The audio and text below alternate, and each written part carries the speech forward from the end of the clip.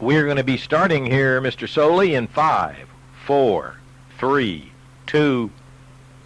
Hello again, everybody. Lance Russell, along with my buddy Gordon Solie, and we're ready to talk to you about Clash of Champions coming up Wednesday night, originating Macon, Georgia. And Gordon, as usual, we got the choice spot. We get to call it all and be able to tell everybody on the 900 number what's happening. We do indeed, Lance, and I'll tell you what, it's going to be a tremendous night of competition. I'm really excited about several matches that are going to be taking place. You know, one of the things that particularly thrills me about this clash, Gordon, is the fact that there is such a variety of things happening. Both of us are devotees to really good wrestling, but I think that we also, both of us, love a good fight, and we've got some of that coming up, too. Yeah, we do. We're talking about boxing and 3 rounds of boxing. Johnny B. Bad against Scotty Flamingo. With Flamingo, if he can box as well as he talks, he might win this thing. But then again, Johnny B. Bad can talk pretty well, too. Yeah, Johnny B. Bad's got a great record as an amateur in there. Another one of the bouts we're going to be interested in seeing because of what happened on the last clash that we broadcast is the Brad Armstrong Flying Brian Pillman. We both remember how Flying Brian reached up when Brad was just beside himself because he could not compete and had to give up the title, the light heavyweight title. And Pillman complicated things, but ended up slapping Armstrong upside the face. Yeah, you know, I was talking to Coach Sam Weish about that with the Buccaneers, and he is very disappointed. Flying Brian played with him, of course, played for him, and he is very disappointed in Brian Pillman's attitude. Well, everybody's been a little mystified, but Pillman makes it pretty clear he hadn't done it with anybody supporting him, so he's going to do it his own way. Armstrong and Pillman, that'll be a dandy.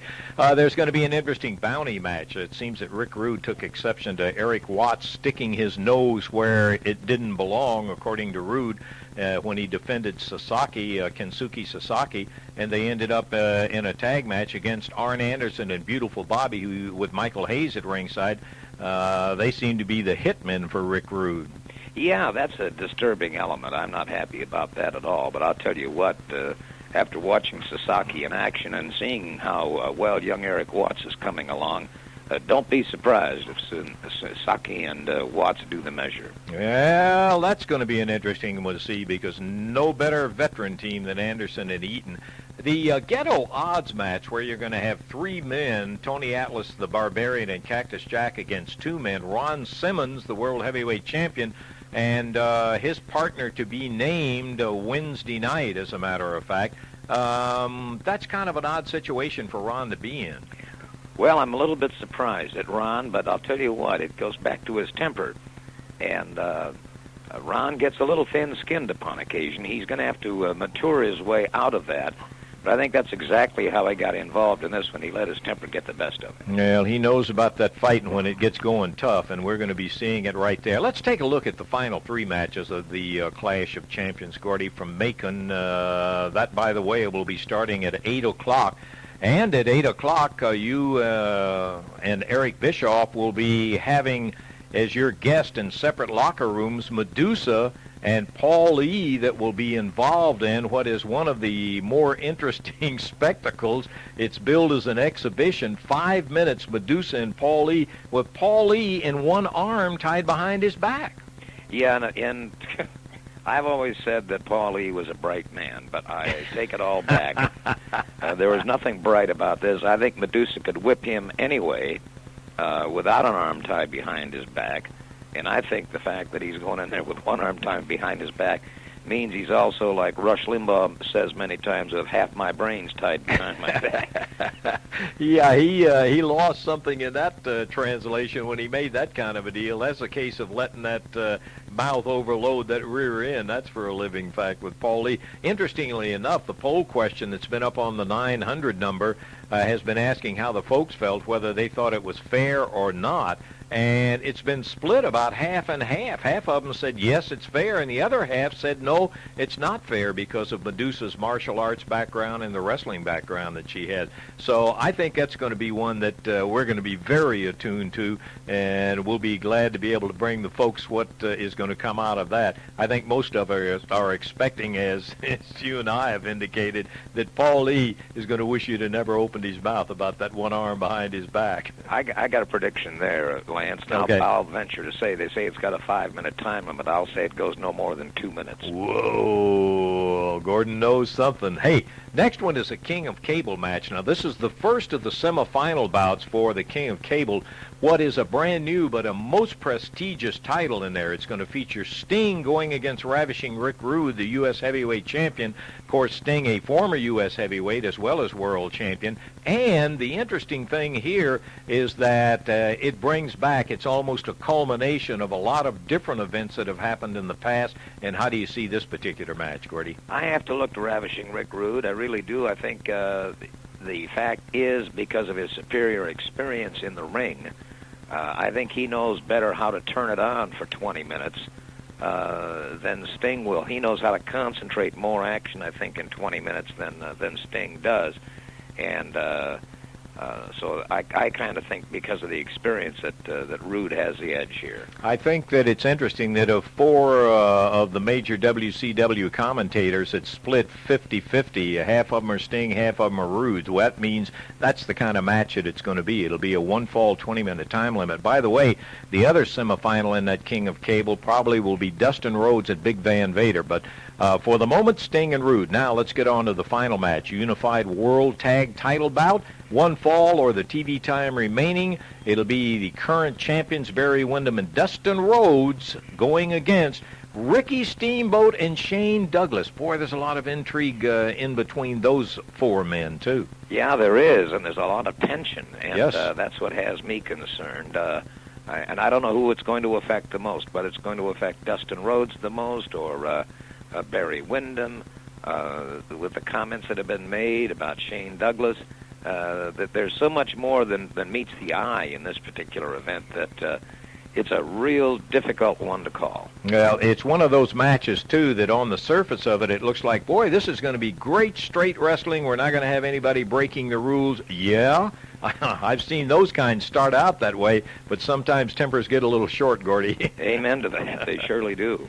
Well, all in all, I think it's just going to be a splendid night, and I can't wait till we have the opportunity to be able to bring to the 900 folks not only the chance for them to talk to Medusa or Paul Lee, which you all will be starting at 8 o'clock Eastern time for a half hour. They will be available, but also a chance to bring everybody who calls in an update on what's happening, and in addition to that, to bring them the commentary on the matches. I'm looking forward to it, my friend. Can't wait till we get together. Amen. We'll do it Wednesday, that's for sure. Okay. Gordon Solie, Lance Russell, looking for you right here at the Clash time. Until then, bye-bye, everybody.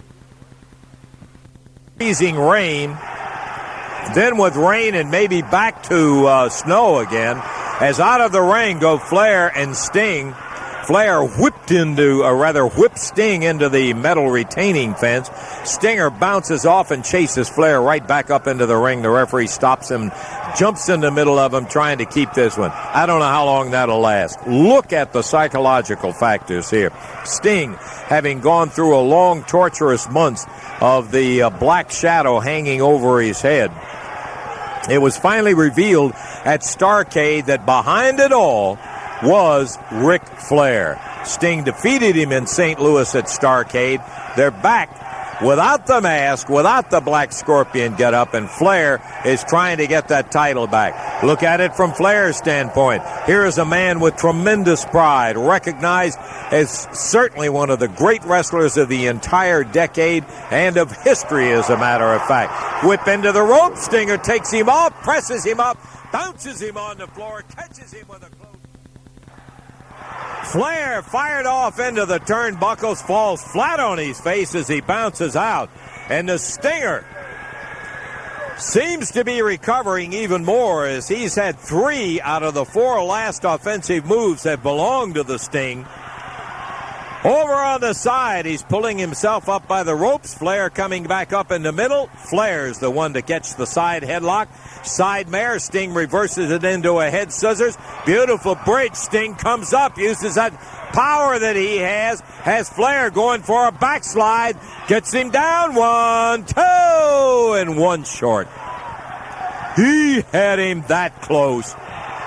Like they say, horseshoes and hand grenades on the close routine, and Stinger right back up in the air, lets loose with a stinger yell, showing that he is back and at full strength in his own mind for it. Grabs the arm, whip across the way. Flair pops down over the turnbuckle, goes down to the ring apron. Stinger's seen it before and meets him with a clothesline that knocks Flair right down on the floor. Sting follows Flair up, jabs the eyes, goes to put Sting's head right into that security fence. Stinger blocks him, grabs Flair by the hair, slams his head in, and Flair is down on his hands and knees. Maybe he's right. The Stinger back at full steam now after an assault by Flair that didn't get him. Is that an omen?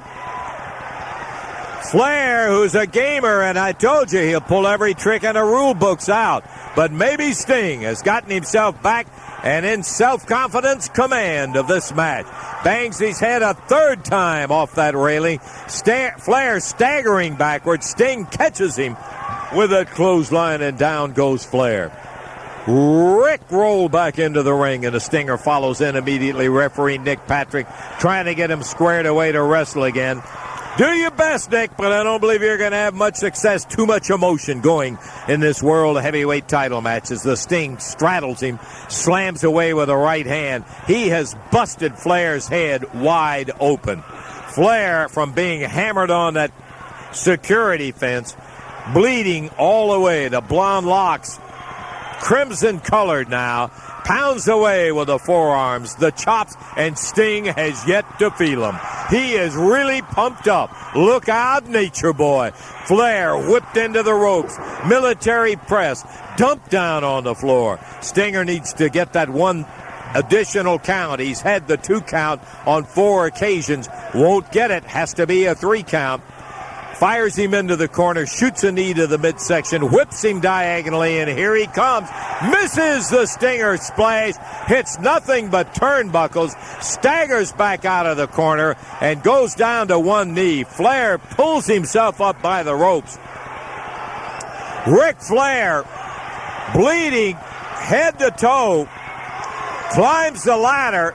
He's on the top rope. Sting comes back in, shoots one to the midsection, pitches him high into the air, down into the middle of the ring, sails with a clothesline, covers Flair 1, 2, oh, did he get it?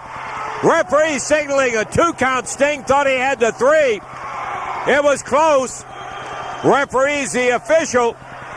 His call, a 2 count.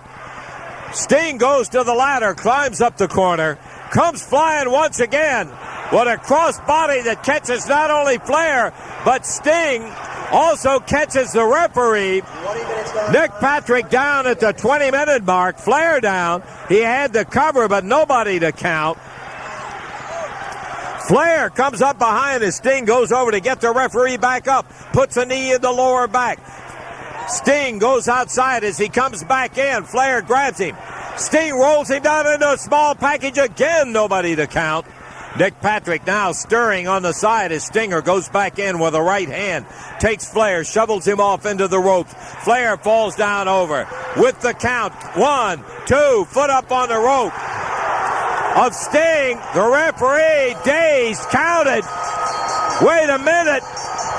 The referee counted 3.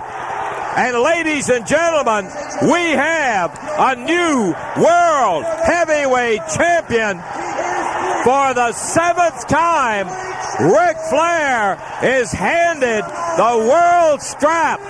And Sting, totally stunned at what happened. Sting's leg was over the rope.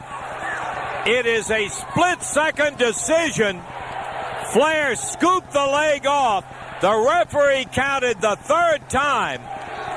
And he ends up with the World Heavyweight belt. A discussion with referee Nick Patrick. The fans are stunned at the outcome. Some of the people at ringside saying, hey, he had his foot on the rope. Sting, who took the title away from the Nature Boy, was the object of a victory that allowed Flair to tie Harley Race 7 times as the World Heavyweight Champion. If you would like to return to the main menu, press the pound key now.